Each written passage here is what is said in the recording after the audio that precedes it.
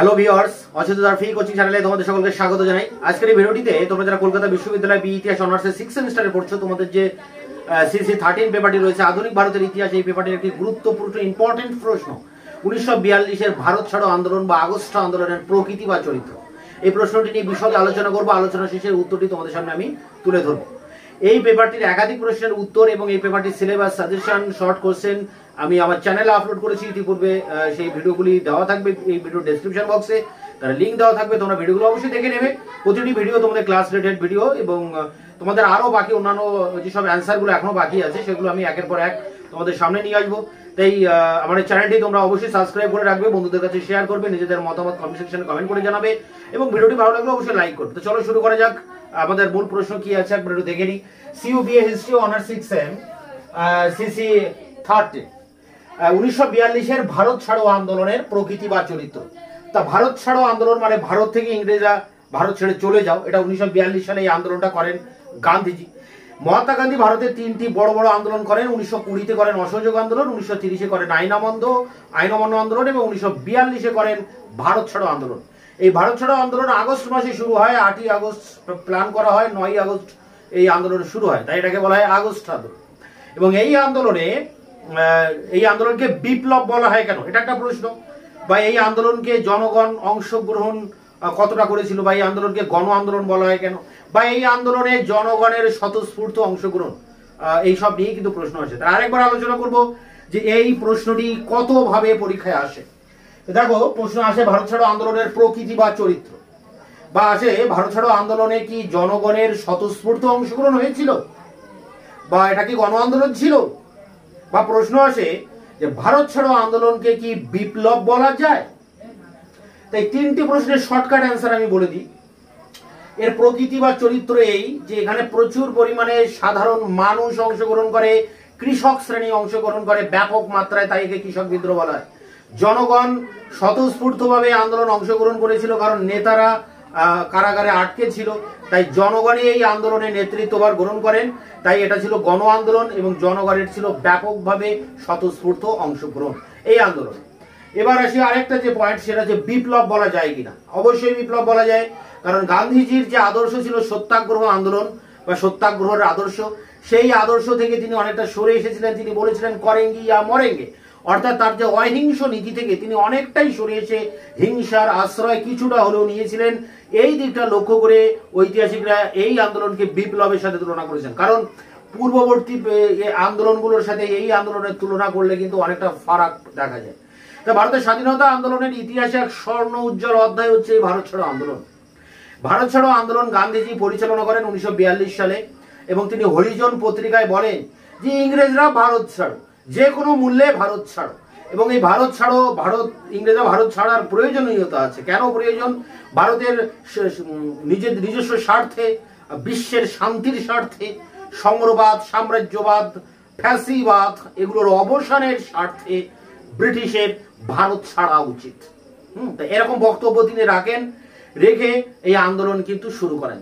তো এই আন্দোলনের তো একটা কারণ থাকবে। আমরা প্রথমে প্রকৃতি নিয়ে আলোচনা করার পূর্বে আমরা এর যে অল ওভার এর সম্বন্ধে একটা ধারাবাহিকতা দেখে নেবো, যে আন্দোলনটা কেন শুরু হচ্ছে, আন্দোলন বিস্তার কিভাবে করছে, আন্দোলনের নেতা কারা ছিলেন, আন্দোলনের গুরুত্বটা কি, ইত্যাদি ইত্যাদি যেগুলো আছে সেগুলো আগে একবার সংক্ষেপে আলোচনা করে নেব। প্রথমে যেটা দেখবো সেটা হচ্ছে কারণ, কেন আন্দোলন হলো। দেখো, এখানে বলা হয়েছে পটভূমি। তা দ্বিতীয় বিশ্বযুদ্ধ যখন চলে তখন আমেরিকার রাষ্ট্রপতি রুজভেল্টের পরামর্শক্রমে ভারতবর্ষে স্টাফোর্ড ক্রিপসকে পাঠানো হয় ভারতীয়দের সহযোগিতার জন্য, অর্থনৈতিক এবং সামরিক সহযোগিতা যাতে দ্বিতীয় বিশ্বযুদ্ধে পাওয়া যায়। তার জন্য বলা হয় যে ভারতীয়দের যে সমস্যা আছে সেই সমস্যাগুলোকে মিটিয়ে দ্রুত সেই সমস্যার সমাধান করে ভারতীয়দের কাছ থেকে অর্থনৈতিক এবং সামরিক সাহায্য এক্ষুনি আদায় করতে হবে। এই উদ্দেশ্যে Stafford Cripps, Alexander, A V Alexander, এরকম আরো দুই একজন তার সাথে নিয়ে তিনি ভারতবর্ষে আসেন। কিন্তু তার যে প্রস্তাব ছিল সেই প্রস্তাবে ভারতকে স্বাধীনতা দেওয়ার কোনো প্রস্তাব ছিল না, বা সরাসরি জনগণের অংশগ্রহণের নির্বাচনের কোনো কথা ছিল না। এই কারণে ক্রিপস প্রস্তাব ব্যর্থ হয়। গান্ধীজি বলেছিলেন যে ক্রিপস প্রস্তাব হচ্ছে একটি ফেল পড়া ব্যাংকের উপর চেক কাটার সামিল, এবং ক্রিপসকে বলেছিলেন যেন সে পরের প্লেনেই দেশ ছেড়ে চলে যায়, এবং এটা অবাস্তব একটা পরিকল্পনা তিনি নিয়ে এসেছিলেন, সম্পূর্ণ একটা ভুলে ভরা প্রস্তাব। তা যাই হোক, ক্রিপস প্রস্তাব ব্যর্থ হলে ভারতীয়দের মধ্যে একটা ক্ষোভ তৈরি হয়, তাদের কাছে কিন্তু একটা আন্দোলনের প্রয়োজনীয়তা দেখা দেয়। এবার দ্বিতীয় বিশ্বযুদ্ধ চলাকালীন জাপানি আক্রমণের একটা সম্ভাবনা ভারতবর্ষে দেখা দেয়, সেই জাপানি আক্রমণের একটা ভীতি তৈরি হয়, এবং পাশাপাশি দেখা যায় যে দ্বিতীয় বিশ্বযুদ্ধের কারণে যে দ্রব্য মূল্যের বৃদ্ধি পায়, মানুষের নাবিশ্বাস হয়ে ওঠে, মানুষ কিন্তু আন্দোলনের পথে আস্তে আস্তে পা বাড়াতে থাকে। তা অনেকগুলি কারণের সমন্বয়ে কিন্তু এই পটভূমি গড়ে উঠেছিল। এছাড়া ভারতীয়দের মধ্যে স্বাধীনতার একটা আকাঙ্ক্ষা ছিল, যে এতদিন প্রায় 200 বছর ব্রিটিশ শাসনের অধীনে থেকে ভারতবাসীরা কিন্তু এবার স্বাধীন হতে চাইছিল যে কোনো মূল্যে। তাই ভারতবাসীদের সেই তীব্র আকাঙ্ক্ষা একটা আন্দোলনের প্রয়োজনীয়তা তৈরি করে, একটা প্ল্যাটফর্ম, একটা পটভূমি তৈরি করে। এছাড়া ব্রিটিশ সেনারা যেন এই শেষ দিকে এসে তাদের যে অত্যাচার, জনগণ অতিষ্ঠ হয়ে উঠেছে। তো এরকম একাধিক কারণে এই বিপ্লবের বা এই আন্দোলনের পটভূমি তৈরি হয়। এরপরে যেটা পয়েন্টটা নিয়ে দেখবো সেটি হচ্ছে প্রস্তাব পাস। তাই এই আন্দোলনটা পরিচালনা করে কংগ্রেস। তাহলে কংগ্রেসের দুটো কমিটি আছে, একটা ওয়ার্কিং কমিটি আর একটি হচ্ছে সর্বভারতীয় কংগ্রেস কমিটি।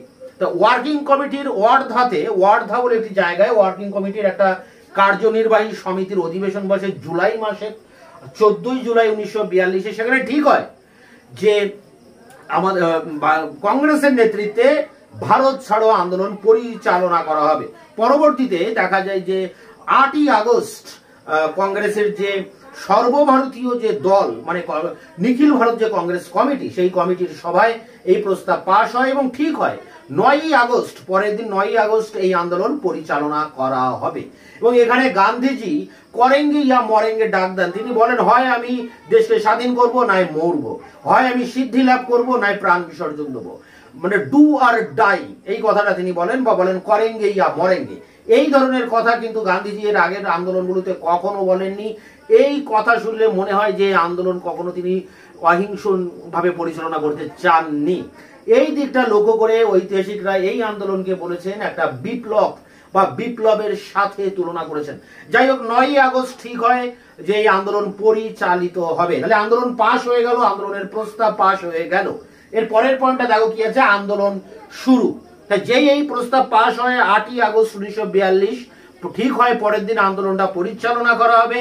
ঠিক সেই রাতে, মধ্যরাতে, রাত 12টার পর গান্ধীজি, জওহরলাল নেহরু, বল্লভভাই প্যাটেল, মৌলানা আজাদ, আচার্য জেবি কৃপালনি, যারা সেই সময় কংগ্রেসের প্রথম সারির নেতা ছিলেন, তাদেরকে ব্রিটিশ সরকার রাতারাতি তাদেরকে গ্রেপ্তার করে কারাগারে নিক্ষেপ করে দেয়, যাতে তারা আন্দোলন না করতে পারে। এই খবর পরের দিন যখন 9ই আগস্ট সকালবেলায় জনগণ জানতে পারে, দেশবাসী জানতে পারে, তখন তারা বিক্ষোভে ফেটে পড়ে এবং হরতাল, মিছিল, মিটিং করে সারা দেশে একটা পুরো অচল অবস্থা তৈরি করে দেয়। এই জন্য একটা সময় জওহরলাল নেহরু বলেছিলেন যে কোনো নেতা নেই, কোনো লক্ষ্য নেই, কিন্তু কিসের তাড়নায় ভারতবাসী যে এইভাবে মরিয়া হয়ে উঠেছে, সত্যি একটি আশ্চর্যের বিষয়। তো এটাও কিন্তু একটা গুরুত্বপূর্ণ কথা জওহরলাল নেহরু বলেছিলেন। এরপরে দেখো কি রয়েছে, বিস্তার, আন্দোলনের বিস্তার। আন্দোলনটা কিভাবে সারা ভারতব্যাপী ছড়িয়ে পড়ছে, বিশেষ করে কোন কোন জায়গায় এর মূল কেন্দ্র হয়ে উঠছে, সেটি নিয়ে আলোচনা করতে হবে। বিস্তারের পয়েন্ট দেখো, বিস্তার। তো বিস্তার হয়েছিল বোম্বাই, আহমেদাবাদ, নাগপুর, কানপুর, এই কলকাতা, অবশ্যই কলকাতা, এই সব জায়গায়। এবং বাংলাদেশে কলকাতা, ঢাকা, মেদিনীপুর আর হুগলি, এই 4টি জায়গা ছিল কিন্তু প্রধান কেন্দ্র। এছাড়া যুক্তপ্রদেশের রয়েছে বালিয়া, আজমগড়, সুলতানপুর, গোরক্ষপুর, বিহারের রয়েছে পূর্ণিয়া, ভাগলপুর, এরকম ইত্যাদি, গোপালগঞ্জ, এইসব তালচের আছে। এই সব জায়গায় কিন্তু এই আন্দোলন ব্যাপক আকার ধারণ করে। মেদিনীপুরের কাথি এবং তমলুক মহকুমাতে কিন্তু এই আন্দোলন ব্যাপক আকার ধারণ করে। তাই দেখা যাচ্ছে সারা ভারতবর্ষে এই আন্দোলন ব্যাপক আকার ধারণ করেছিল, এবং বিশেষ করে কিছু কিছু জায়গায় সমান্তরাল সরকার তৈরি হয়। সমান্তরাল সরকার মানে ভারতবর্ষে ব্রিটিশ সরকার আছে, কিন্তু তার পাশাপাশি কোনো একটি অঞ্চলে একটা সেই জায়গার একটা লোকাল গভর্নমেন্ট তৈরি হয়। যেমন সতীশ চন্দ্র এবং অজয় মুখোপাধ্যায়ের নেতৃত্বে তমলুকের কাথিতে ওখানে একটা জাতীয় সরকার তৈরি হয় সতীশ চন্দ্রের সামন্তের নেতৃত্বে, তাম্রলিপ্ত জাতীয় সরকার। এই তাম্রলিপ্ত জাতীয় সরকার তোমাদের দেখবে ডিএসসি পেপারে টিকাতে আমি ইম্পর্টেন্ট বলে একটা প্রশ্ন দিয়েছি। তো এটা ভারত ছাড়ো আন্দোলনের সময় বাংলাদেশে এই তাম্রলিপ্ত জাতীয় সরকার তৈরি হয় এবং প্রায় 1 থেকে 1.5 বছর এই সরকারের অস্তিত্ব থাকে। এই সরকারের প্রধানমন্ত্রী, মুখ্যমন্ত্রী, রাজস্ব মন্ত্রী, সেচ মন্ত্রী, শিক্ষামন্ত্রী, সমস্ত মন্ত্রী নিয়ে একটা ক্যাবিনেট ছিল এবং এই মন্ত্রী এই তমলুক অঞ্চলটা শাসন করতে, এখানে ইংরেজ শাসন এক প্রকার অচল হয়ে গিয়েছিল। শুধুমাত্র তমলুকে নয়, এই দেখা দেখি কিন্তু তালচের, বালিয়া, চিতু পান্ডের নেতৃত্বে বালিয়া, তালচেরে এইসব জায়গায়ও কিন্তু এরকম সমান্তরাল সরকার, আজাদ দস্তা বলে একটি সমান্তরাল সরকার তৈরি হয় ইউপিতে। তো এরকম এই ভারত ছাড়ো আন্দোলনের সময় একটা সমান্তরাল সরকারের অস্তিত্ব কিন্তু আমরা দেখতে পাচ্ছি। মানে ভারতবাসীরা নিজেরা যে শাসন করতে পারবে ভারতবর্ষ, তার একটা স্যাম্পল কিন্তু এখানে টেস্ট হয়ে যাচ্ছে।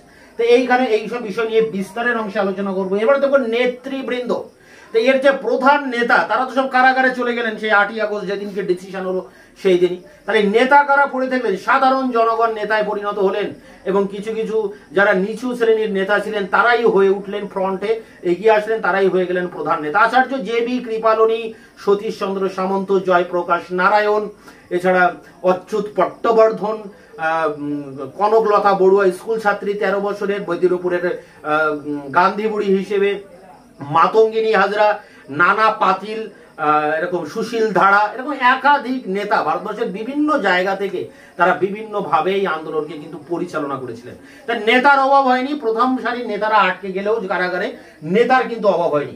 এর পরের পয়েন্ট দেখো ব্রিটিশের দমন নীতি, কারণ আন্দোলনটা দমন হচ্ছে, এই আন্দোলন ব্রিটিশরা ব্যর্থ করে দিচ্ছে।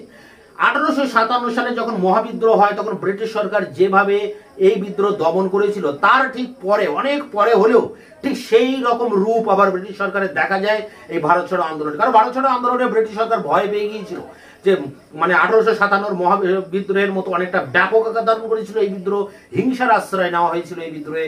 এই জন্য ব্রিটিশ সরকার পুরোপুরি ভাবে ভয় পেয়ে গিয়েছিল, বুঝেছিল যে এই বুঝি তাদের দিন শেষ। এই কারণে তারা রীতিমতো দমন পীড়নের মাধ্যমে লাঠিচার্জ, বেত্রাঘাত, কারাগারে আটকে রাখা, এমনকি মেয়েদের ধর্ষণও পর্যন্ত কিন্তু ব্রিটিশ সরকার করেছিল এই সময় আন্দোলনকে দমন করার জন্য।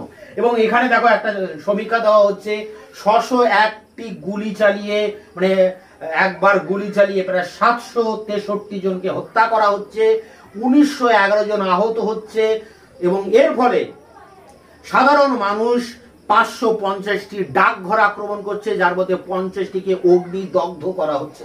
হ্যাঁ, বিপান চন্দ্র তার মানে ঐতিহাসিক বিপান চন্দ্র তার মডার্ন ইন্ডিয়া গ্রন্থে বলছেন 1857 সালের মহাবিদ্রোহের পর ব্রিটিশ সরকারকে এমন দমন নীতি গ্রহণ করতে আর কখনো দেখা যায়নি।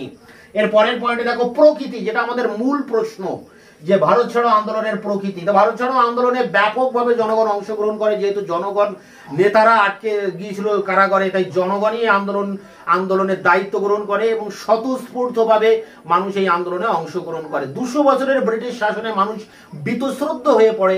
সেই জ্বালা থেকে ভারতকে স্বাধীনতার জন্য, ভারতকে স্বাধীন করতে হবে এই আশা স্বপ্ন নিয়ে ভারতবাসী ঝাঁপিয়ে পড়ে, নারী, পুরুষ, হিন্দু, মুসলিম সবাই। এর আগে আইন অমান্য আন্দোলনে কিন্তু নারীরা, মানে মুসলিমরা অংশগ্রহণ করেনি, তার কারণ জিন্না ছিল একটা ফ্যাক্টর। জিন্না এমন ভাবে অপপ্রচার করেছিলেন যে মুসলিমরা জাতীয় রাজনীতি থেকে দূরে ছিল। কিন্তু 1942-এর ভারত ছাড়ো আন্দোলনে কিন্তু মুসলিমরা স্বতঃস্ফূর্তভাবে যোগ দেয়, সব থেকে বেশি দেয় কৃষক শ্রেণীরা, এবং কৃষক শ্রেণীরা এই আন্দোলনে অংশগ্রহণ করে এই আন্দোলনকে হিংসাত্মক রূপ দিয়েছিল। তাই এই আন্দোলন অনেকটা হিংসাত্মক আকার ধারণ করেছিল, যা এই জন্য একে বলা হচ্ছে বিপ্লব। এবং আমরা দেখতে পাচ্ছি যে পুনা অধিবেশন, এই আন্দোলন চলাকালে কংগ্রেসের যে পুনা একটা অধিবেশন হয়, সেই অধিবেশনে জাতীয় কংগ্রেস নিজেই স্বীকার করে নিচ্ছে যে আন্দোলন হিংসার আকার ধারণ করেছে। দেখো ম্যাক্স হারকোট বলে একজন ঐতিহাসিক, ব্রিটিশ ঐতিহাসিক, তিনি বলছেন যে এই আন্দোলন, ভারত ছাড়ো আন্দোলন সম্পূর্ণভাবে ছিল কৃষক বিদ্রোহ, কোন জাতীয় বিদ্রোহ নয়, এটি ছিল কৃষক বিদ্রোহ। স্টিফেন হ্যানিংহাম বলে আরেকজন ঐতিহাসিক, তিনি বলছেন যে এই বিদ্রোহে কৃষকরা যোগ দিয়েছিল পুলিশি অত্যাচারের বিরুদ্ধে আর উচ্চ শ্রেণীর মানুষদের প্ররোচনার জন্য। যাই হোক, এই আন্দোলনে জনগণ এতই স্বতঃস্ফূর্তভাবে অংশগ্রহণ করে যে একে আমরা গণবিদ্রোহ বা গণ আন্দোলনের সাথে তুলনা করতে পারি। এই জন্য জওহরলাল নেহরু বলেছিলেন যে কোনো নেতা নেই, লক্ষ্য নেই, উদ্দেশ্য নেই, তবুও যে কিভাবে দেশের মানুষ এত ব্যাপক সংখ্যায় বিপুল হারে স্বতঃস্ফূর্তভাবে আন্দোলনে ঝাঁপিয়ে পড়েছে কিসের আশায়, এটা একটা আশ্চর্যের বা বিস্ময়কর বিষয়। এই কথাটির ভিতর দিয়ে বোঝা যায় আন্দোলনের গণ চরিত্রের দিকটি। তো এই ছিল আন্দোলনের প্রকৃতি। এরপরে দেখো আন্দোলন ব্যর্থ কেন হলো। আন্দোলন ব্যর্থ হলো অনেকগুলি কারণ রয়েছে। প্রথমত নেতৃত্বের কারণ, নেতার অভাব। প্রথম সারির নেতার একটা কিন্তু ফ্যাক্টর, নেতা শুধু হলেই হয় না, গুণমান দরকার হয় নেতা। তাই প্রথম সারির যেসব নেতারা ছিলেন, আচার্য জে.বি. কৃপালনী বা বল্লভভাই প্যাটেল, গান্ধীজি, নেহরু, এনারা সব তো কারাগারে ছিলেন। সাধারণ মানুষ ছিল নেতৃত্ব। সাধারণ মানুষের মধ্যে সেই যোগ্য নেতা ছিল না, নেতৃত্বের অভাব ছিল, তাদের মধ্যে ঐক্যের অভাব ছিল। এছাড়া ব্রিটিশরা যেভাবে দমন করেছিল এই বিদ্রোহ, তা কিন্তু এই আন্দোলনকে কখনো মাথা তুলে দাঁড়ানোর কথা নয়। তাই ব্রিটিশদের দমন নীতি একটা বড় ম্যাটার ছিল। এছাড়া ছিল সময় নির্বাচনে ভুল। যে সময়ে আন্দোলনটা পরিচালিত হয় সেই সময়টা পারফেক্ট ছিল না। এর আগে কিছুদিন আগে আন্দোলনটা পরিচালনা করলে বিশেষজ্ঞদের মতে ঠিকঠাক ছিল। এই কারণে সুভাষচন্দ্র কিন্তু অনেক আগেই একবার এই আন্দোলন পরিচালনা করার কথা বলেন, বিশেষ করে 1938-39 নাগাদ, যখন তিনি কংগ্রেসের সভাপতি ছিলেন।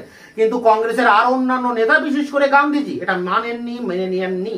তাই অনেকটা দেরি হয়ে যায় এই আন্দোলনটা কিন্তু পরিচালনা করতে। এছাড়া সর্বভারতীয়ভাবে এই আন্দোলন পরিচালনা করার জন্য যে নির্দিষ্ট রণনীতির দরকার ছিল, গান্ধীর মধ্যে সেই সময় সেই রণনীতি ছিল না।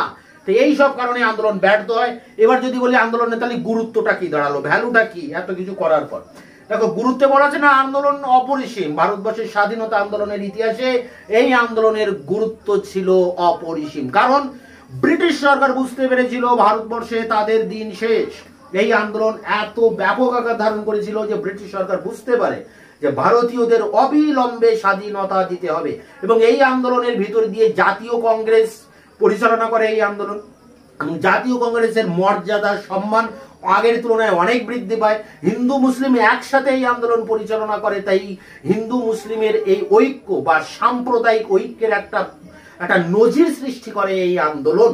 এটাও কিন্তু এখানে আমাদের উল্লেখ করতে হবে। এবং এই আন্দোলন ছিল, এই যে এত জনগণ অংশগ্রহণ করছে ব্যাপকভাবে, স্বতঃস্ফূর্তভাবে, এটাকে লক্ষ্য করে এটাকে জাতীয় জাগরণ বলা যায়। তাই এবং জাতীয় জাগরণ এমন পর্যায়ে গিয়ে পৌঁছেছিল যে সেই সময় ব্রিটিশ প্রধানমন্ত্রী ছিলেন উইনস্টন চার্চিল। তাকে ভারতের যে সচিব লর্ড ওয়াভেল একটা চিঠি লিখে জানিয়েছিলেন যে ভারতবাসী স্বাধীনতার জন্য ক্ষিপ্ত হয়ে উঠেছে, ভারতবর্ষে তাদের দিন প্রায় শেষ, ইংরেজদের দিন প্রায় শেষ হয়ে এসেছে। আমাদের এখনই উচিত হবে, ব্রিটিশদের এখনই উচিত হবে ভারতীয়দের স্বাধীনতা দিয়ে দিতে। কিভাবে? যেভাবে মিশরে বা মেসোপটেমিয়া বা মিশরে যেভাবে ব্রিটিশ সরকার ক্ষমতা হস্তান্তর করেছে, ঠিক সেইভাবে ভারতীয়দের ক্ষমতা এখনই কিন্তু দিয়ে দেওয়া উচিত। তাহলে ব্রিটিশ সরকারের একটা উপলব্ধি হয়েছিল ভারতবর্ষকে স্বাধীনতা দিতে হবে। ভারতীয় জনগণের এই আন্দোলনই তাদেরকে কিন্তু টনক নাড়িয়ে দিয়েছিল।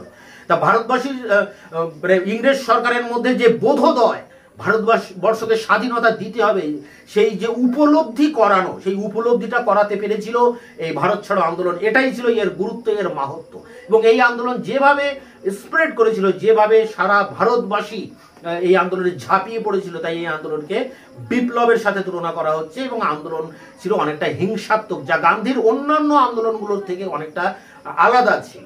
তাই এই আন্দোলনের প্রকৃতি বা চরিত্র এটাই, বা এর গণচরিত্র এটাই, এবং এটাকে কেন্দ্র করে এর অ্যান্সার শিট তোমাদেরকে রেডি করতে হবে। তাই এটা 10 নম্বরের একটা ইম্পর্টেন্ট প্রশ্ন, একেবারে সাজেশনের প্রথমেই আছে।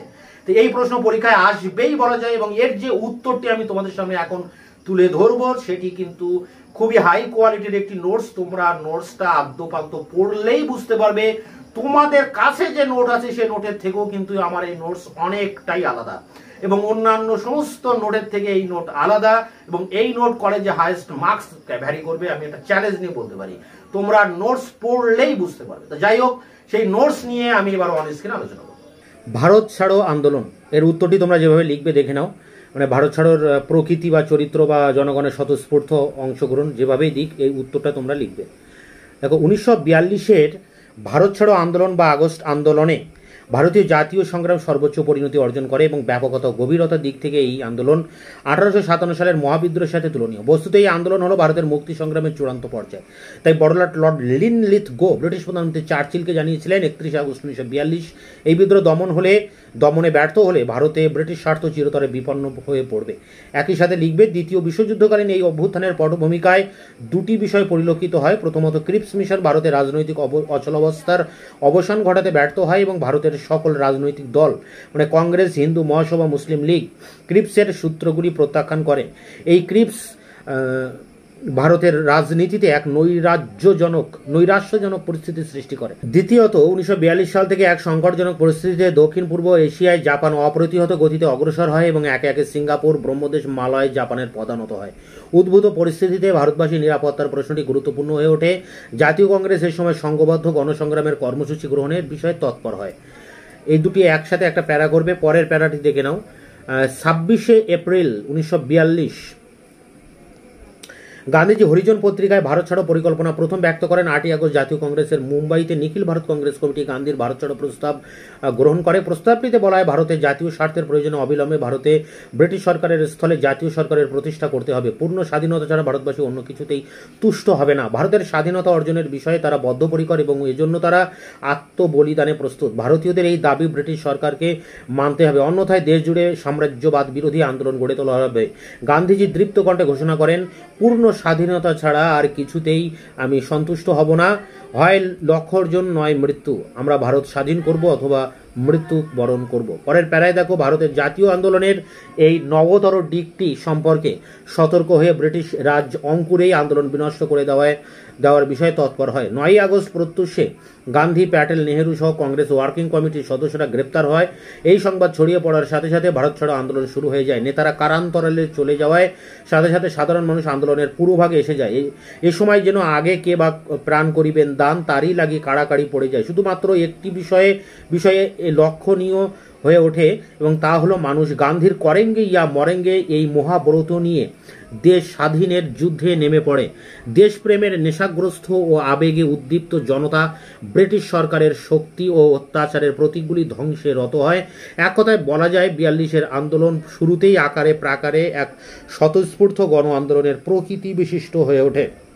পরের প্যারা দেখো, 42-এর আন্দোলনের ব্যাপকতা, গভীরতা ও স্বতঃস্ফূর্ততার কারণ বিশ্লেষণ প্রসঙ্গে স্টিফেন হ্যানিংহাম তার quits India in Bihar and Eastern United Province the dual revolt প্রবন্ধে লিখেছেন, যুদ্ধকালীন অর্থনৈতিক সংকটের কারণে কৃষকরা সরকার বিরোধী হয়ে উঠেছিল। 1940-এর তুলনায় 1941-এ খাদ্যশস্যের দাম 13.5% বেড়ে গিয়েছিল। এই সময় আবার চাল, নুন, কেরোসিন দুষ্প্রাপ্য হয়ে উঠেছিল এবং বার্মা থেকে চাল আমদানি বন্ধ হওয়ায় রেশন ব্যবস্থা ভেঙে পড়েছিল এবং কালোবাজারি ও মুনাফাবাজির তাণ্ডব চলেছিল। এই পরিপ্রেক্ষিতে জনসাধারণের ধারণা হয়েছিল দেশের মজুদ খাদ্য সেনাবাহিনীকে খাওয়াতেই শেষ হয়ে গেছে।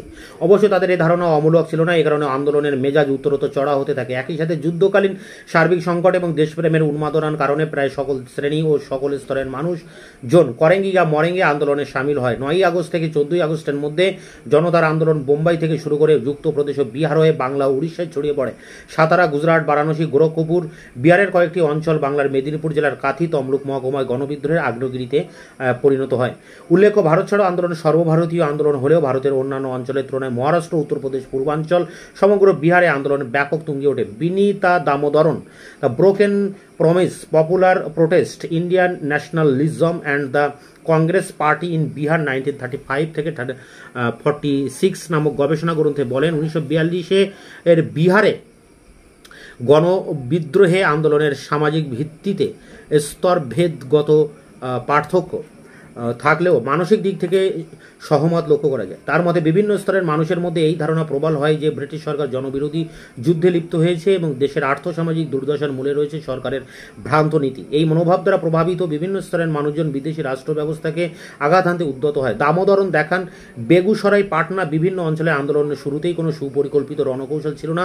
প্রথমে কংগ্রেস কর্মীগণ ও ছাত্র সম্প্রদায় মিছিল সমাবেশ করে ও মারমুখী হয়ে সরকারি প্রতিষ্ঠান, থানা আক্রমণ করে। দ্বিতীয় পর্বে সরকারি ধনসম্পত্তি ধ্বংসের দিকে দৃষ্টি নিক্ষেপ হয় এবং রাষ্ট্র ব্যবস্থার উপর আঘাত হানার অনুকূলে জনগণের মধ্যে সহমত তৈরি হয়। বিহারে আন্দোলন পরিচালনার ক্ষেত্রে লাল ক্রান্তি সেনা ও আজাদ দস্তা নামে গোপন সংস্থাগুলি শ্রমিক শ্রেণী সবিশেষ ভূমিকা নিয়েছিল। উল্লেখ্য, ভারত ছাড়ো আন্দোলন চলাকালে সমগ্র ভারতে মোট আক্রান্ত 208টি থানার মধ্যে 72টি বিহারেই আক্রান্ত হয়েছিল। এক কথায় বিহারের গণ অভ্যুত্থানের চরিত্র এত ব্যাপক ও তৃণমূলে প্রসার লাভ করেছিল যে আঞ্চলিক প্রশাসন বেসামাল হয়ে ওঠে এবং বিদ্রোহীরা বিকল্প প্রশাসন ব্যবস্থা গড়ে তোলে। পরের প্যারায় দেখো, বিহার, উত্তরপ্রদেশ, বাংলা ও মহারাষ্ট্রে একটি স্থানে ব্রিটিশ সরকার সমান্তরাল জাতীয় সরকার প্রতিষ্ঠিত হয়। বাংলার মেদিনীপুর জেলায় তমলুক মহকুমায় তাম্রলিপ্ত জাতীয় সরকার সতীশচন্দ্র সামন্তের নেতৃত্বে এবং নানা পাতিলের নেতৃত্বে মহারাষ্ট্রের সাতারায় প্রতি সরকার ভারত ছাড়ো আন্দোলনের সবিশেষ জঙ্গি চরিত্র বিশিষ্ট হয়ে ওঠে। তমলুকের পার্শ্ববর্তী কাথি মহকুমার পটাশপুর ও হলুদকাঠি প্রভৃতি অঞ্চলে ব্যাপক গণ আন্দোলন ও প্রতিরোধ সংগঠিত হয়। তমলুক ও কাথি ছাড়া বীরভূম, ঢাকা, ফরিদপুর, বরিশাল, বর্ধমান, হুগলি প্রভৃতি অঞ্চলে আন্দোলন গণমুখী চরিত্র পরিলক্ষিত হয়। একই সাথে দেখো, বাংলার অন্যান্য অঞ্চলের মধ্যে বীরভূম, দিনাজপুর জেলার সাঁওতাল ও উপজাতিদের আন্দোলনে অংশগ্রহণ ছিল বিশেষ লক্ষণীয়।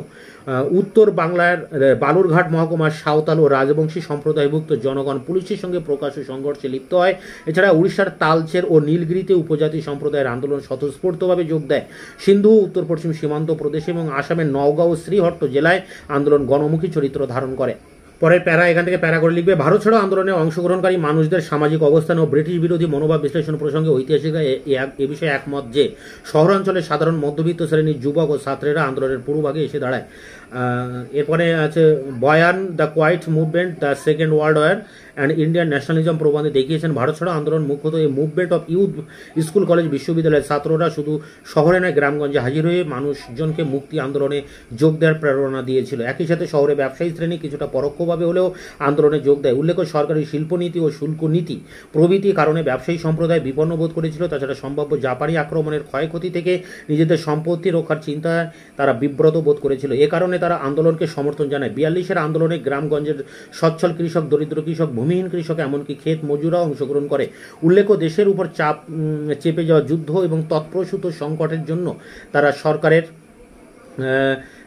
সরকারকে দায়ী করে। ঠিক এই সময় গান্ধীজির করেঙ্গিয়া মরেঙ্গের ডাক তাদের কাছে সংকট মুক্তির কাঙ্ক্ষিত পথের সন্ধান দেয়। তবে ভারত ছাড়ো আন্দোলনের প্রতি শ্রমিক শ্রেণীর বিশেষ সহানুভূতি ছিল না। সম্ভবত ভারতের কমিউনিস্ট পার্টির আন্দোলন বিরোধিতার কারণে তারা পুরোপুরিভাবে আন্দোলনে যোগ দেয়নি। অবশ্য আন্দোলন চলাকালে কয়েকটি জায়গায় শ্রমিক ধর্মঘট ঘটেছিল। ডেভিড আর্নল্ড দেখিয়েছেন প্রধানত ভাতা ও বোনাসের দাবিতে এইসব ধর্মঘট হয়েছিল। দেশপ্রেমে উদ্বুদ্ধ হয়ে দেশের পরাধীন মুক্তির উদ্দেশ্যে তারা শহীদ হয়েছিল অথবা কারাবরণ করেছিল।